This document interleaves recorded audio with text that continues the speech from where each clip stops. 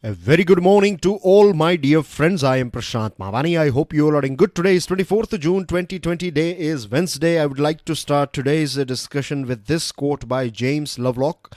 Sadly, it's much easier to create a desert than a forest. And that's what we have been doing. When I say we, I'm talking about human beings, right? For a very long period of time now. It's been nearly 2000 years or more than that, particularly in last 300 years, we have excelled in creating deserts and destroying forests. With this, dear friends, StudyIQ team has designed a smart course. This smart course is for Civil Services Examination.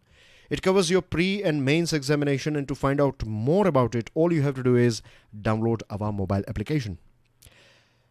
I have already shared the PDF of today's lecture on my Telegram channel. You can follow me on Facebook as well.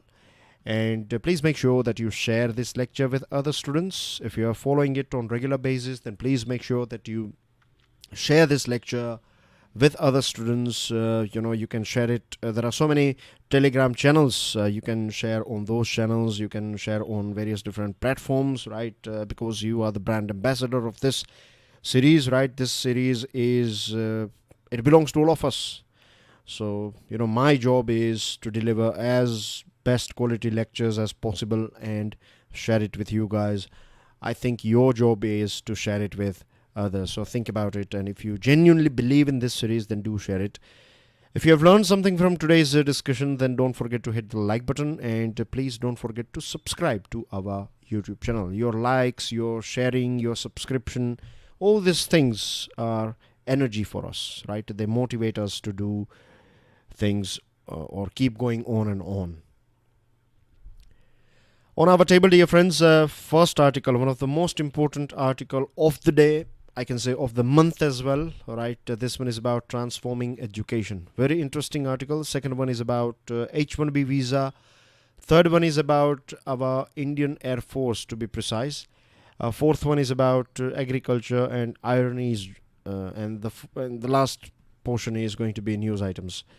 So let's quickly start with this article. Now, this article is written by Sujata Biravan, and she is a scientist, and I have gone through most of her articles, right?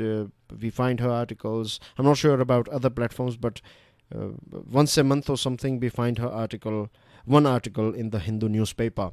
And I have been reading Hindu newspaper since 2012 or 2013, something like that. I can't remember when I started, but it was somewhere around 2012, 2013. So from last of 4 or 5 years, I can consciously remember her articles, right? I have gone through it. They are about climate change. This one is about education, and they are interesting articles. You learn so many things from her articles. So I'm a big fan, to be honest. This article is extraordinary as well.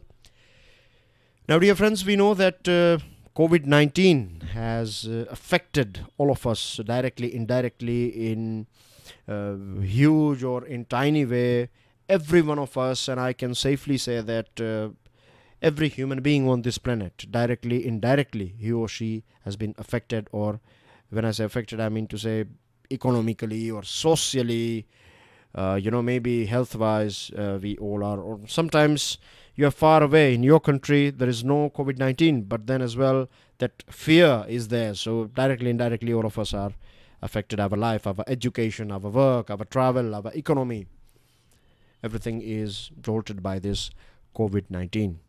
Now, more and more people are talking about green economy, and it's okay, it's good, right? If we can convert all our vehicles, if we can convert all our let's say factories, right, if they run on this renewable energy, green energy, then that's going to be a big thing for every one of us. But that's not enough, right? It is good, but it's not enough. We have to understand this thing that green energy it's not something that we should have or we should not have. Green energy is a must, and there should not be any other energy or source of energy as far as your vehicles and your factories and your house and etc. things are concerned, right? So that's that should be our goal, that should be our aim, and that's the only option that we have. At the same time, we have to understand that when we are destroying some species, when you are clearing a jungle and creating a sort of residential society over there, this is also destroying our nature. And this question was going on in my mind, that why don't we understand? Why means we know like I'll give you one example about cleanliness, right? This will relate. Means this would be more practical example to understand. Every one of us are aware about Swachh Bharat Abhiyan, isn't it? But then as well, we find educated people. I have seen people throwing bottle of water, from empty bottle of water from their Mercedes and BMWs, etc. I'm not saying the people who are driving Mercedes and BMWs are dirty fellows. What I'm saying is that they are educated people. They have traveled around the world as well, right? But then as well, we find this sort of thing, that they are throwing bottles. So we know what is right, we know what is good for our environment, but then as well we are not doing those things. Why there is a gap between theory and implementation? This article is arguing, and I thoroughly agree with this article, that it is our education system. If we want to change the world, then we have to change how we educate ourselves. It's not just about reading books. It's not just about attending best schools and classes. It's more about, it's not just education here, I think, is not limited with just our, formal setup. It's also about our society, what you see, what you observe around you. That is also education. Education, the source of learning or education, is not just online lectures or your books or your classes or your tuitions or, your mentors. No, it's your parents. It's something that you can learn from your kids or from, this is, I have seen small kids, right, when they finish, means like whole family is eating something, and like let's say they are eating ice cream or something, and when it comes to throwing away the wrapper, the small kid will go and collect the wrapper from everyone, and then the small kid will find a dustbin, and then he or she will chuck that thing in that dustbin. So you can learn that thing, right? It's not about ego, it's about doing something right. Adults, the problem with our country is that we have this ego issue, that I'm not a cleaner. How can you tell me that to clean up this thing? That's what I think. Most of us, we have this ego. When you cannot say someone in our country to pick up something if they have chucked that on or something on the road or something, because I think it will lead to a sort of big fight or something. That's what I think, right? Many times people reply that it's not your country, or it's not. Anyway, let's not go into that area anymore. So education is something that we can change, and education is holistic education. Let's say history, right? I want you guys to give it a go. If you find 10 or 25 students who have finished, or people who have finished their masters, right? Not in history, but from other source of education or from other branch of education, right? Ask them what history is all about. They will tell you, most of them, they will tell you, and I'm quite confident about it, they will tell you history is all about remembering dates. History is all about wars, who was ruling which part of the world, and who was king here, and their buildings, and that's it. History is not just that. History is also about the changes that took place in industrial era, right? Geographical changes. History is also about chemical changes in gases and everything. You'd be thinking, no, that is science. Yes, that is science. But science is nothing without history. History is nothing without geography. Geography is nothing without economics. Everything is interconnected with each other. And that's one of the main reasons I'm going to share a very important thing with you guys. Right, if you want to clear competitive exams, there are 4 pillar subjects of mostly any competitive exam. You have history, you have geography, you have economics, and you have polity. If you think that you have gone through all books of history and now you are master in history, then you are making a very big mistake here. And this is my personal opinion. You can follow it, you don't follow it, it's up to you. I'm not saying that this is the only way, but I think this is the best way. Now, I want you guys to think about it. Don't just take it that Prashant sir has said, this is how you should read, and that's the only way you can clear competitive exam, I think the best way, and I think that if you want to have reasonable good grip in various different pillar subjects, then you should link these subjects with each other. I'll give you one example as well. If you are reading, let's say, culture, right, observe various different things around you.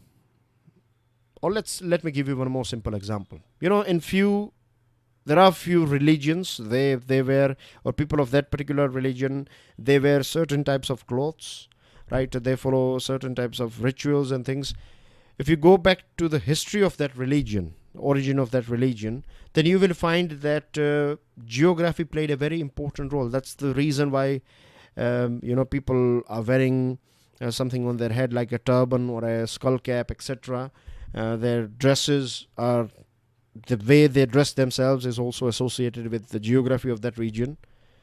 So it's all about geography. The reason why you can wear shoes in church is because in Western world, right, in Europe, for example, things are normal.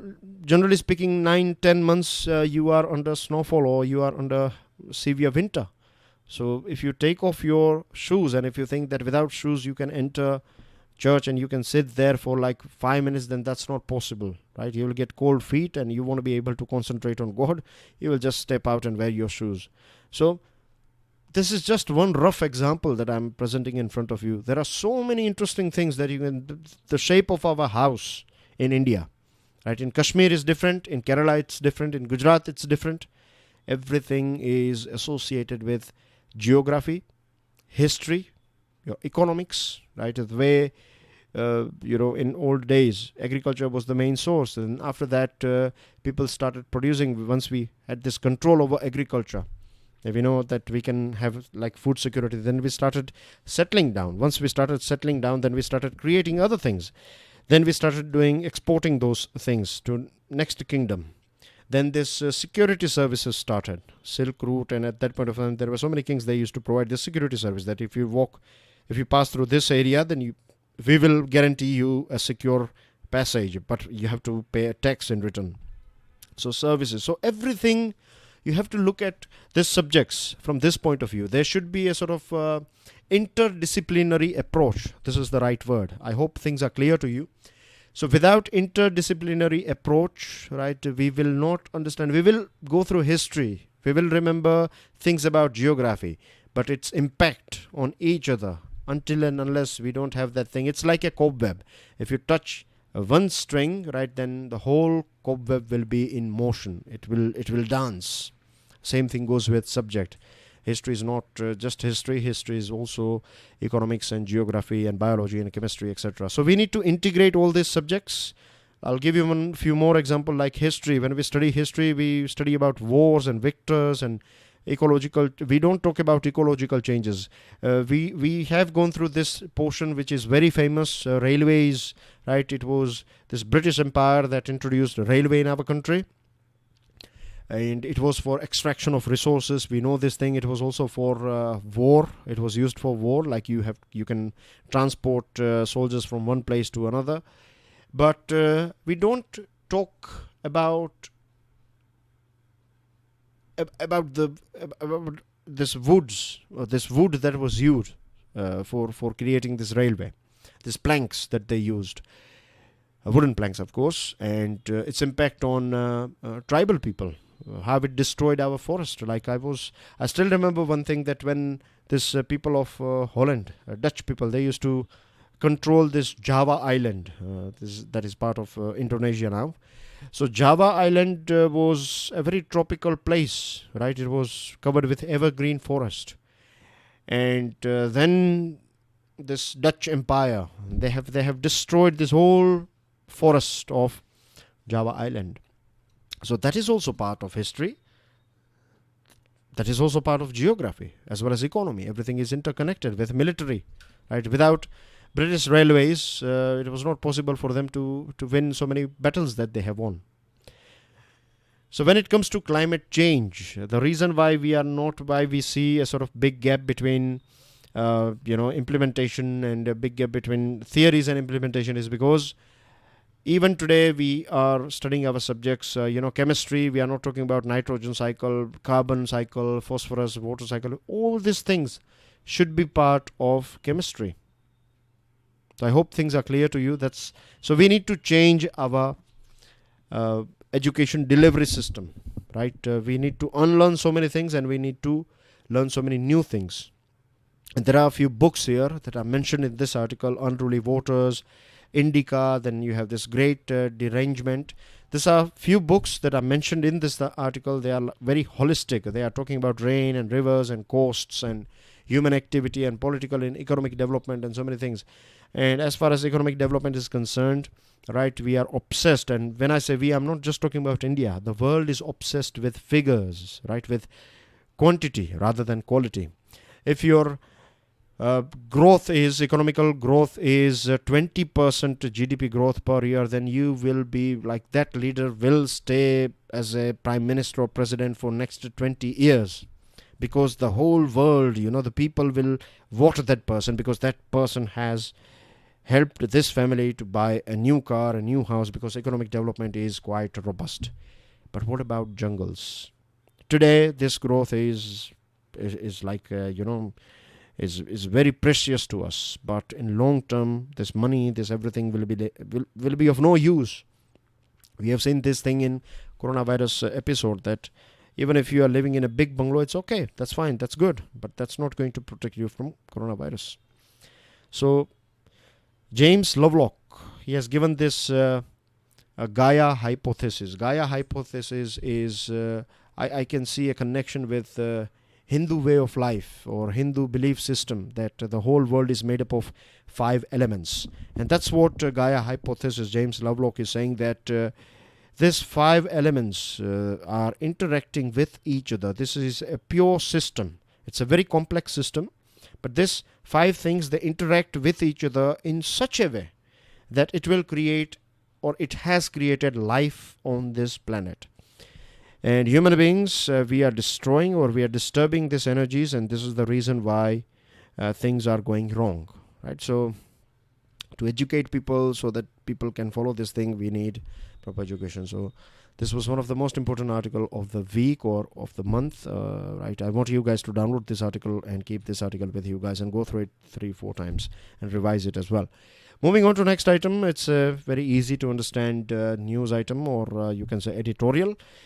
Downing the shutters, USA has decided that it is going to temporarily suspend H-1B visa, or not just H-1B visa, but there are other non-immigrant work visas. You have H-1B, H-2B, L-1, J-1, H-4, all these visas are temporarily suspended. This will not impact those people who have already got visa or clearance, but new visas will be stopped from 24th June, and it will be under suspension till the end of this calendar. And on 3rd November, presidential election are going to take place. So this is a political thing, right? There are people in America, they believe that American jobs are taken away or snatched by foreign workers. They are right as well, they are wrong as well. It's up to their belief.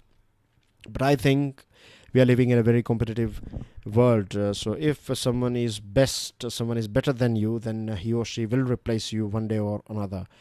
So America First is a sort of political, campaign type thing that is going on. And since the arrival of Mr. Trump, or before that as well, he was the one who started this thing. So it's a political move, and this will make those Americans happy who support this ideology. So it's like a election tactic. But there are leaders like CEO Sundar Pichai, the one that you can see on your screen. I'm sure you know that he is CEO of Google. So he has tweeted that this America First thing is wrong, because he is one example of this visa. And there are so many other people. I'm not just talking about Indians. Of course, when it comes to H-1B visa, Indians are, the lion's share. This H-1B visa is taken by Indian people. Most of this H-1B visa goes to Indian people, maximum. So he said that this is not good for American economy and American companies, big giant companies as well as small companies. And if other companies will join Sundar Pichai, if you find Fortune 500 companies tweeting and saying that this is a wrong thing, then this will be a big political problem for Mr. Trump. Next article is the sharp end of military power. Back in 1962, we lost this war against China. And this writer of this article is saying that one of the main reasons is that then Prime Minister Jawaharlal Nehru was not happy with using Indian Air Force. Indian Air Force was capable then as well, and it is capable today as well, but we never used this thing, Air Force, and because of that thing, we lost this war in no time. So this article is saying that, and Harvard Kennedy School is also backing this thing, that Indian Air Force currently enjoys both qualitative as well as quantitative advantage over Chinese Air Force. We have fourth generation aircraft. We have more operational bases over there. There are a few challenges or areas of concern, like particularly to China. They have this S-300, S-400, HQ-9 systems of air defense network. And they have this long-range air-delivered cruise missiles as well. But our Air Force is also, very robust, and it's not just Air Force striking capabilities. When it comes to aerial mobility department, it is one of the best in the world. It can carry so many people, and we can, transport our soldiers, our troops, our tanks, and so many other things from one place to another in no time. So we are best in this thing. So that's also part of this Indian Air Force, this aerial mobility department. We have Apache attack helicopters that we can deploy at LSE, and so far, sadly, we have paid enough attention to land-centric operational philosophy across LSE, but we have not considered, or we have not accepted, the importance of air power. Our air power is so strong that it will scare Chinese, their defense system. When I say scare, I mean to say that it will shake their confidence. That's what this article is saying. So, of course, this article is written by an expert. The person has been a vice air marshal, right? A retired vice air marshal has written this article. So, when he is saying that we are capable, then there is, something means he is talking out of his experience. But we have to be careful about this fact as well, that in next decade or so, IAF will lose its competitive advantage with the PLAAF, because Chinese Air Force China is investing heavily in modernization, and it is doing it continuously. And over here we are talking about budget cuts and delays in Tejas. It took 30 years for us to build Tejas. So this is not acceptable, and we have to change the way we are doing things, right? New challenges are emerging. We have, of course, Pakistan on one side, and we have China on the other side, and in between we are here. So army alone cannot do everything, right? If we have Air Force and we have this capable Air Force, then that should be part of our strategy or basket. Moving on, crop of ironies. A very interesting article, this one as well, that coronavirus has, as we all know, affected all of us, and the good thing about coronavirus is that those long overdue agrarian reforms, government were not, successive governments as well as incumbent governments were not able to take decision on agrarian reforms because of various different political gives and takes. But now, after this COVID-19 episode, or during this COVID-19 episode, central government as well as various different state governments, they have particularly central government has delivered few reforms. Essential Commodities Act 1955, which used to empower government when it comes to few crops that you cannot sell in. If government thinks that there should be a restriction on exports of these items, then it used to take these items under Essential Commodities Act, and these items were, blocked. Their exports was blocked by government using these powers given under this act. Agricultural Produce Market Committees, you can only sell your products to these APMCs. You cannot sell it outside. So this was the old rule, but now there are multiple options. If a farmer wants to sell it to APMC, then it's okay. If he wants to sell this thing directly to customer, then as well he can do it. So this will create healthy competition between APMCs and other organizations. Fair pricing, e-trading, e-NAM, then you have this liquidity measures, contract farming, agricultural land leasing, marketing, all these things are encouraged. And now we have to see how much practical implementation will take place. But this is a good thing, of course, as far as agricultural reforms are concerned. Sadly, and this is very unfortunate, and this is a big irony as well in our country, that very people who ensure food security, our farmers and agricultural laborers, right, they play a very important role in food security of our country. But they are the ones who have to go hungry, right? They suffered from this COVID-19 led lockdown. It's also a big paradox that on one side, Food Corporation of India's godowns overflowed with grain stock at 3 times the buffer stock limit. There is a buffer stock limit. So let's say if buffer stock is 10 kilo, right, this much you should have in your godown.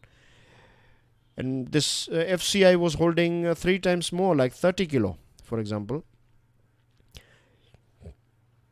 So on one side, you have 3 times your buffer stock limit, food grains, and on the other side, you have people who have to sleep hungry with empty stomach. So this is lack of management, improper distribution of food. So this is a big problem. It's going on for a very long period of time now. The same cities that pulled this migrants who used to live in villages, and they used to do this agricultural work, right? They were pulled by these cities, but this same cities and their employers, not all, but few employers and most of the cities, they have kicked these people out, right? And they were forced to return to their home. Lockdown was implemented to control this coronavirus, but now, people, the reason why they are going back is because they don't find the cities their own, isn't it? The reason why you go back is, even if you are living in city for like 10 years, you know that this is a city. This is your workplace. This is not your home. Your home is your village, right? A place, a small hut back in village is a place that you consider, when I say you, I mean to say this migrant people, they consider that their home, because they know that in city they will find money, but they will find compassion and love back in their village. So it's very unfortunate, right, that we find this situation in our country. Reverse migration took place. This is a historic reverse migration. We have seen so many challenging, so many disturbing things as well, that people, walking 300, 200, 500 kilometers. A girl cycled for how many kilometers? I forgot, but that was itself a record, right?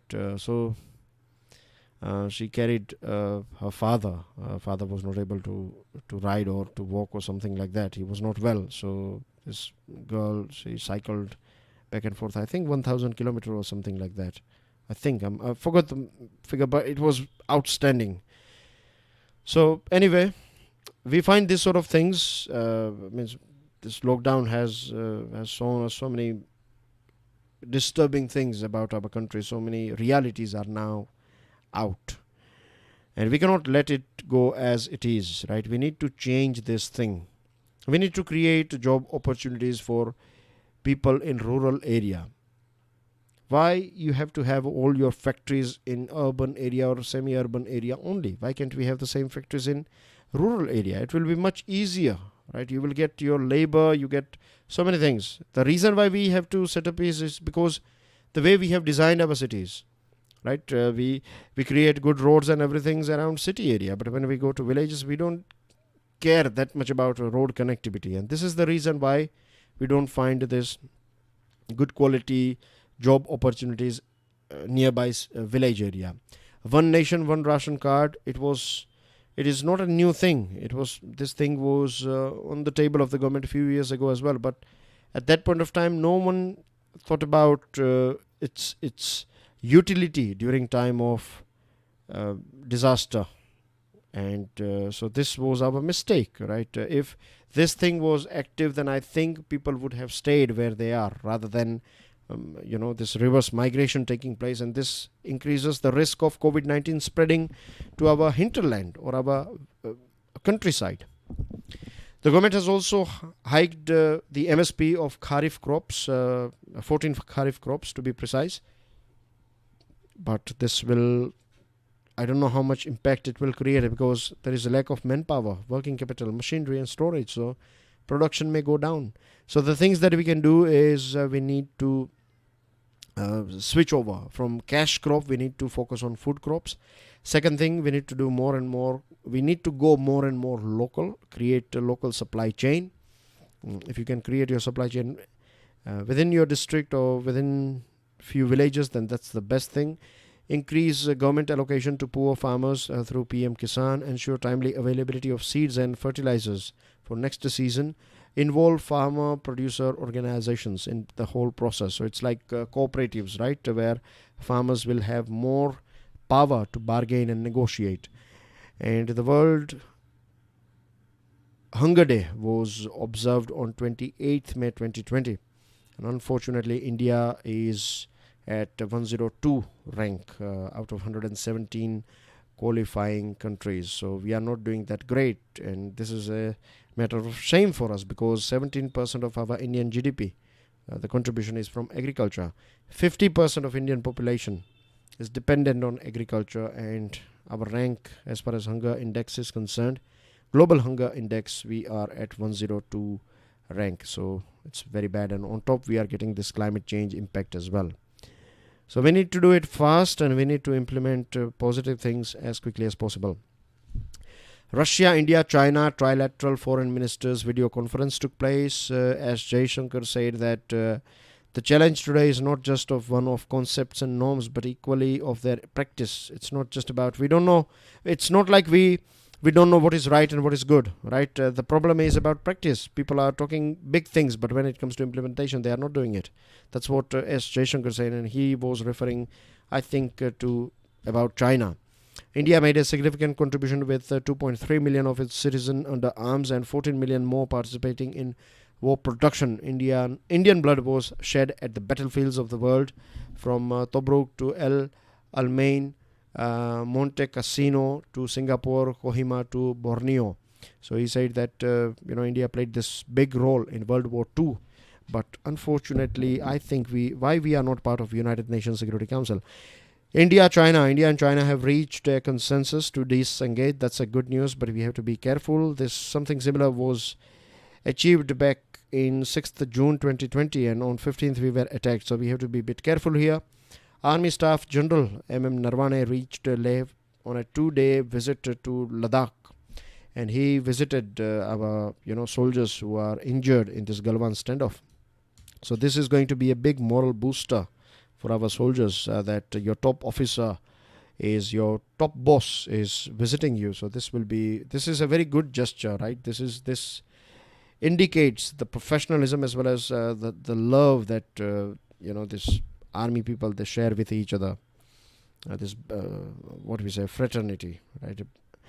The government today said that recovery rate of COVID-19 reached 56.37%. PM CARES Fund Trust has allocated 2,000 crore rupee for supply of 50,000 made in India ventilators.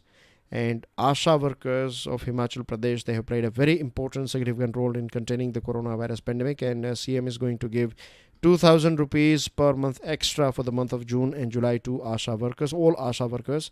Emergency credit line guarantee scheme for MSME, and the government has said that so far 79,000 crore rupees have been sanctioned. The loans worth 79,000 crore rupees has been sanctioned, and loans worth 35,000 crore rupees has already been disbursed. Rajnath Singh's Russia visit, he interacted with Deputy Prime Minister, and defense talks took place, and he is today going to take part in this 75th anniversary of Victory Day parade. In Jammu and Kashmir, 2 terrorists are hunted down, and unfortunately one CRPF personnel, he passed away. That's a sad thing for our country. Ministry of Ayush on Patanjali has said that until and unless you prove things, right, don't advertise, stop this advertisement of your Patanjali coronavirus medicine. And unfortunately this year Muslim brothers and sisters, they won't be able to visit this they won't be able to complete their or visit Saudi Arabia for this Hajj Yatra or Hajj pilgrimage because of coronavirus. That's what Saudi Arabia has told India, that please don't send any Indians or Muslims from your country because of this coronavirus. They want to keep it very limited. That's everything in today's discussion. Thank you very much for watching this video. God bless you all. Jai Hind.